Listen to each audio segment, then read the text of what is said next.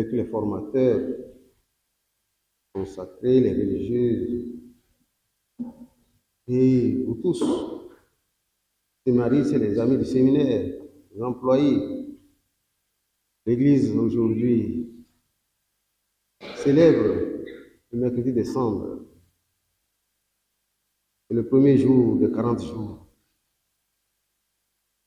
carême. Le mot carême peut paraître épineux, difficultueux, parce qu'il demande des efforts.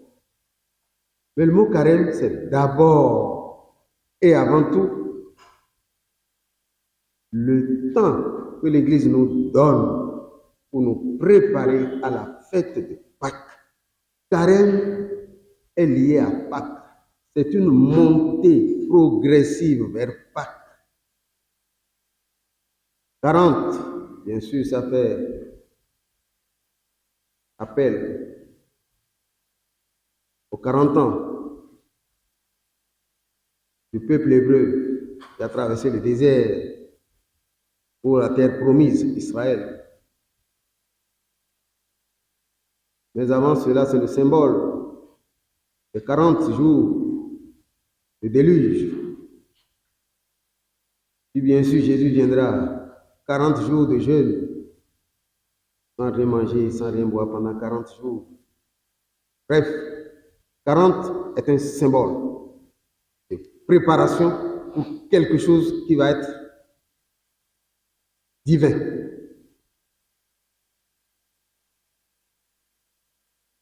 L'évangile de ce matin nous rappelle que l'évangile de Jésus-Christ est d'abord altruiste. C'est-à-dire faire le bien aux autres. D'ailleurs, au dernier jugement, au jour du dernier jugement, c'est ce que Jésus nous dira. J'avais faim, j'avais soif, j'étais nu, j'étais en prison. Qu'est-ce que tu as fait pour moi? L'évangile d'aujourd'hui, le premier point sur lequel Jésus nous dit de faire l'effort, c'est l'aumône. Cela peut nous étonner. C'est l'aumône.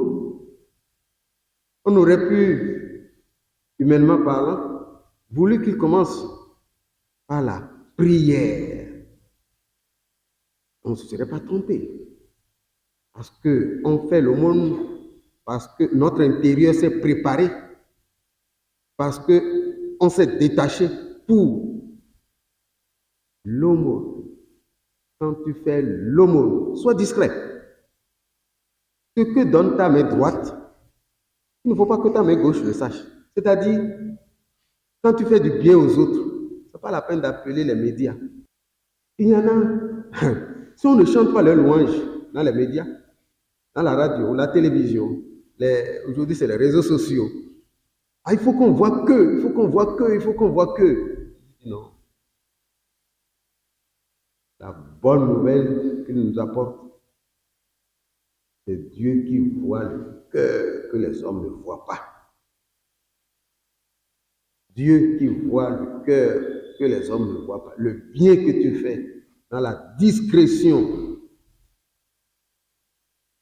sans sonner la cloche, sans sonner la trompette, sans sonner le tam-tam, sans faire résonner le tam-tam. Dieu voit dans le secret, il te le revaudra. L'aumône. Vous savez, nos privations, ce n'est pas pour les consommer après les 40 jours. Non, c'est vraiment pour donner aux autres. Après l'aumône, Jésus parle de la prière. Relation avec Dieu.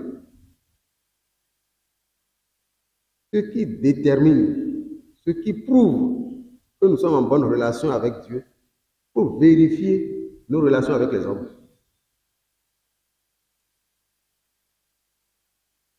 Voilà pourquoi Jésus commence par l'aumône. Mais c'est vraiment la relation avec Dieu. ce Dieu qui n'est pas un Dieu imaginaire, non, il s'est incarné. Et la grande révélation, c'est que Dieu, bien sûr, il est un, mais trois personnes divines. Dieu est personne. Ce qu'on ne trouve pas, ce qu'on ne retrouve pas chez les païens, ce qu'on ne retrouve pas ailleurs, dans le bouddhisme, le confucianisme, parce que ce n'est pas des religions révélées. Dieu est personne. Et donc, il faut entrer en relation avec lui. Vous connaissez l'histoire de la femme qui souffrait d'écoulement de sang. Pendant 12 ans, elle avait dépensé tous ses biens et son mal ne faisait qu'empirer. Et elle se dit, si je parviens à toucher une partie de l'habit, n'est-ce pas, de Jésus, je suis sûr que je serai guéri. Cette femme était exclue socialement parce qu'elle ne devait pas se mettre avec les autres, parce qu'impur, écoulement de sang, ça signifie impur au niveau de la loi, tu es impur, donc tu ne dois pas te mêler. Et deuxièmement, elle souffrait. Ça fait deux choses, mais terribles.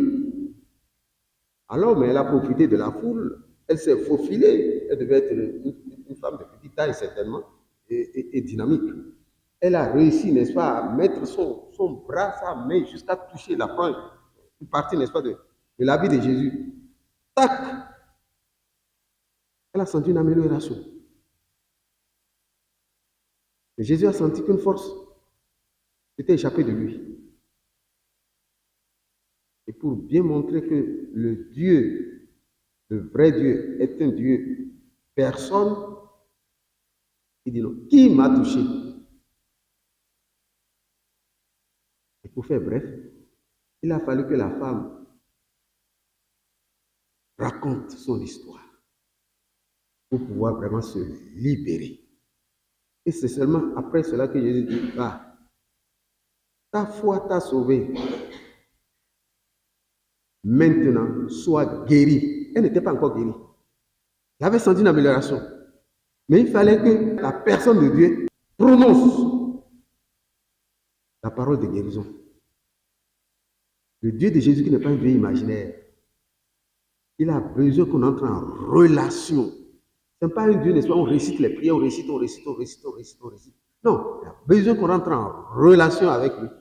Et c'est là où on s'améliore. On s'améliore à travers les efforts que nous faisons. Et voilà pourquoi même la nature va nous aider à transpirer un peu. À chaque temps de carême, chaque année, c'est la chaleur. Que tu le veuilles ou pas, tu vas transpirer un peu. Et le vendredi saint, c'est curieux. C'est comme l'impression que c'est le jour où il fait le plus chaud, les 40 jours. Vous n'avez peut-être pas toujours vérifié, mais c'est pour nous aider à nous dépouiller, à nous priver. Priver, même la nature participe à ce dépouillement. Oui, ici, en Afrique, chez nous, nous pouvons le concevoir comme cela.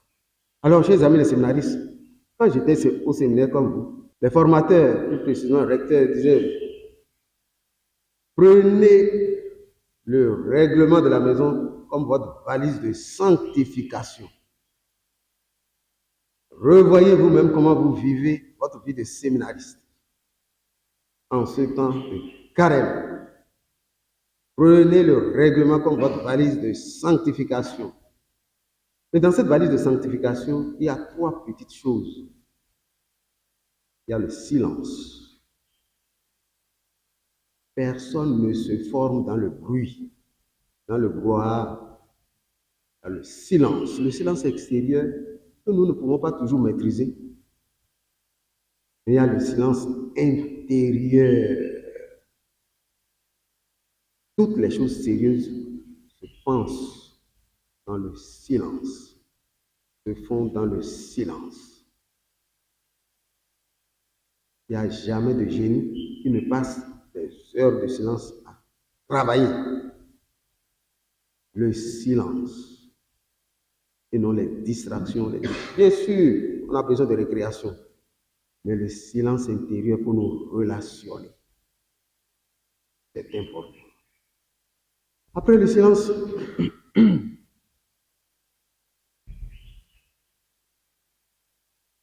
il y a la discipline.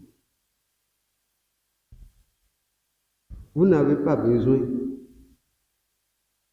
d'ajouter des efforts si vous ne respectez pas d'abord la discipline de la maison.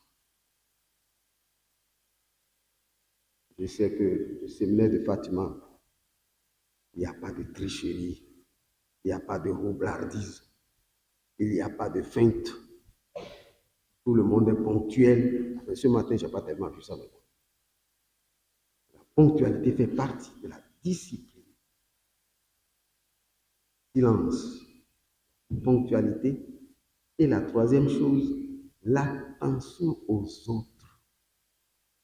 C'est un autre nom de la charité, de l'aumône, l'attention aux autres. C'est grâce à l'attention de la Vierge Marie qu'elle a vu que ces gens-là qui sont venus à la fête de Cana, ils n'avaient plus de vin. Et la fête risquait de mal se terminer. Son attention, elle-même, je suis sûr qu'elle ne prenait pas de vin à l'époque, même aujourd'hui encore.